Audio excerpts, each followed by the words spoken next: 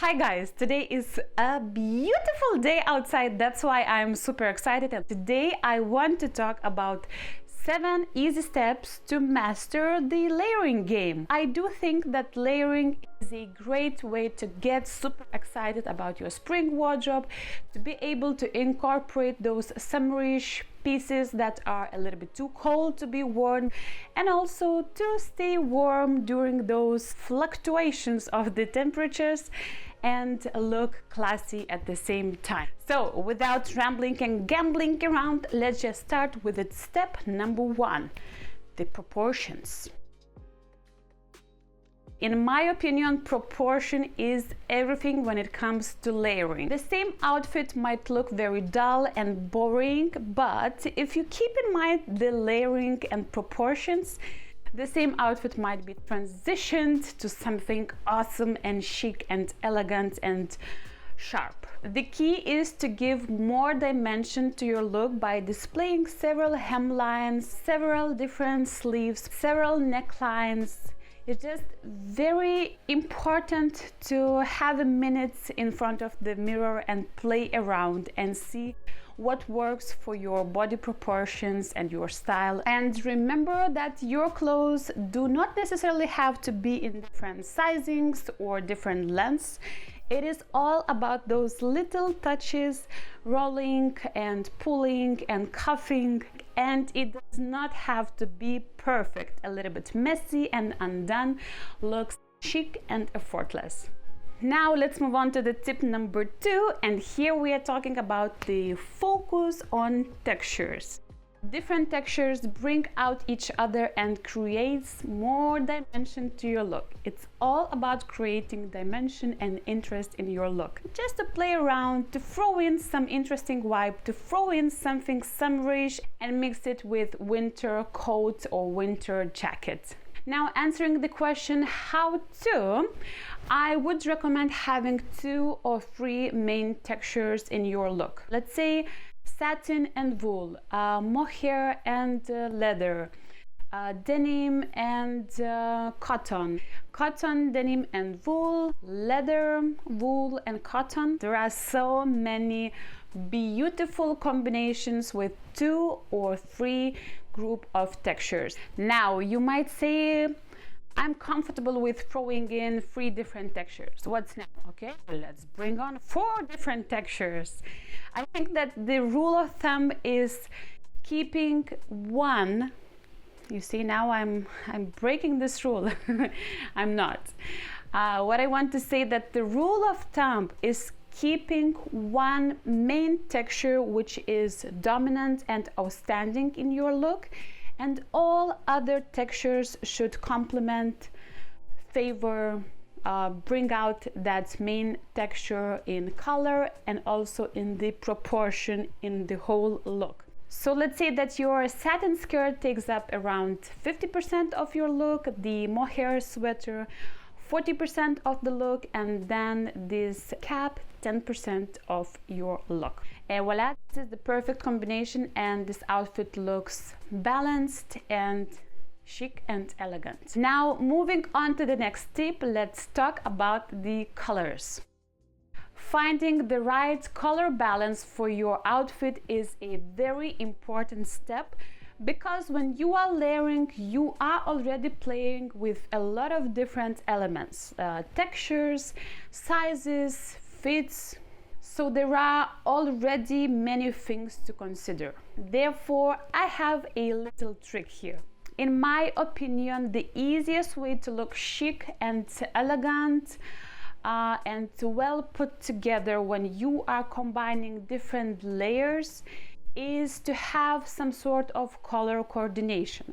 That's why I would say that it is very safe, but at the same time very elegant to stick to one color family, which of course does not mean that you will look dull or boring, because one color family means a lot. You can take all the beige tones mixed with camel tones and white tones. On one hand, keeping your outfit in monochromatic palette is quite an easy way to match different pieces. However, as the result, you will look very smart and sophisticated. And the second option is to stick to 2 color families. And this is very important to understand what the color family is. So let's say in this example, all the blues are in blue family and all the camel tones are the second group of the color family. I think that by restricting different colors in your outfit is quite an easier way to master different textures, sizes and hemlines, and it's quite a safe option not to get clashing elements in between the different pieces of your look. And also don't forget that classic prints can be counted in as neutral tones as well. Moving on to the tip number 4, and here we are talking about the balance of oversized and baggy cuts. I think that adding in one or several oversized items is quite an easy way to create that relaxed yet very cool vibe in your look. However, it is important to first of all to consider your style that you're going for and also your body proportions.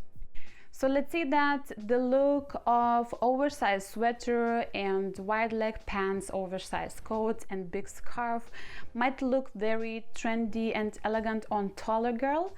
However, if you are shorter, this look might be a little bit too overpowering your frame. The rule of thumb is finding the right balance of oversized pieces that you can incorporate in your look, that the whole outfit would complement your body proportions rather than getting yourself in the situation where the clothes would be wearing you.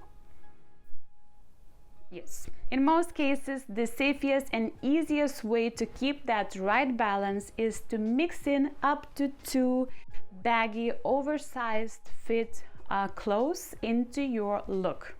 Any more than 2 bigger items and you are already venturing to a little bit more difficult to manage style situation, which is of course doable, but it takes more efforts. Moving on to the tip number 6, and here we are talking about the power of turtleneck. In my opinion, turtleneck is a perfect colder weather staple, and I love turtlenecks because it is very easy to reuse them and recycle them again and again and again. Of course, you can wear the turtleneck by its own. However, I find that it is more fun to layer the turtleneck underneath your other clothes. And I think that there is no such a cloth that you cannot layer with turtleneck. So you can layer the turtleneck under your blouses, cami dresses, summer dresses, vests, jumpsuits, chunky sweaters, and so on and so forth. It is an amazing piece. And even though I do think that turtlenecks is a classy and staple piece, Tom Ford's fall collection for 2019 makes it officially huge for upcoming fall, which is great, and I'm very happy to see that. Now, moving on to the tip number 6, and here I want to talk about the belts. When you are layering, sometimes it's very easy to lose the definition and to lose the balance of the proportions. And in this case, I find that the belts can save your day. So my advice would be that if you do feel that you're not kind of pulling off the look, just try adding the belt on top of your blazer or coat or chunky sweater. It might fix the situation immediately. In this way, you will shift your look and emphasize your curves in a good way. Also, it is a practical way of holding on several different pieces together in place. And last but not least, the 7th tip is just to have fun and enjoy the whole process. So mastering the art of layering takes time and takes practice.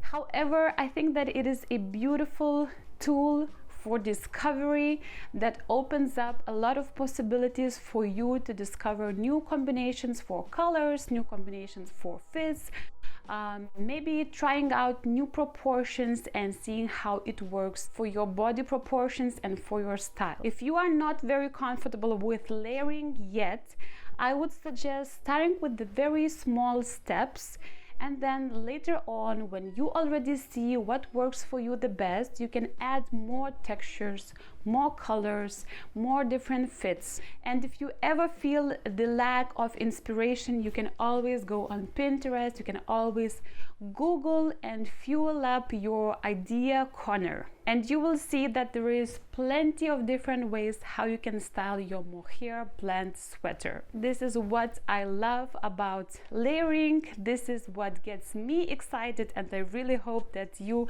are already excited and you are inspired to get out your clothes from the wardrobe and to check out some of the different combinations and styles. That was all for today's video. I really hope that you enjoyed this time with me, and thank you for watching, and see you very, very soon.